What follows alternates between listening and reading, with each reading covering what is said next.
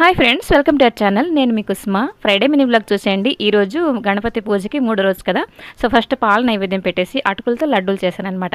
కొంచెం అటుకులు, ఎండు కొబ్బరి, నెయ్యి వేసి ఫ్రై చేసుకొని కొంచెం బెల్లం వేసానండి, అంతే. కొంచెం పాలు వేసుకొని లడ్డూలా చుట్టేశాను.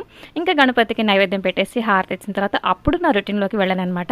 బ్రేక్ఫాస్ట్ విషయానికి వస్తే దోశలేనండి, అదే నాకు ఈజీగా ఉంటుందన్నమాట. ఇంకా ఈరోజు పెసరపప్పు సైడ్ డిష్గా నిమ్మకాయ పోకుడికాయ చేస్తాను. సో నిమ్మకాయలు పసుపు ఉప్పు వేసి కొంచెం ఉడికించేస్తానండి కుక్కర్లోని. ఒక 4 సీట్లు వచ్చినా పర్లేదు. ఈ లోపల అయితే దోశలు వేసేస్తున్నాను. ఈరోజు లడ్డూలు అయితే చాలా రుచికరంగా వచ్చాయండి. నిన్నైతే మోదక్ చేశాను, అయితే షేప్ సరిగ్గా రాలేదని వీడియో తీయలేదనమాట. ఫస్ట్ టైం చేశాను అనుకోండి.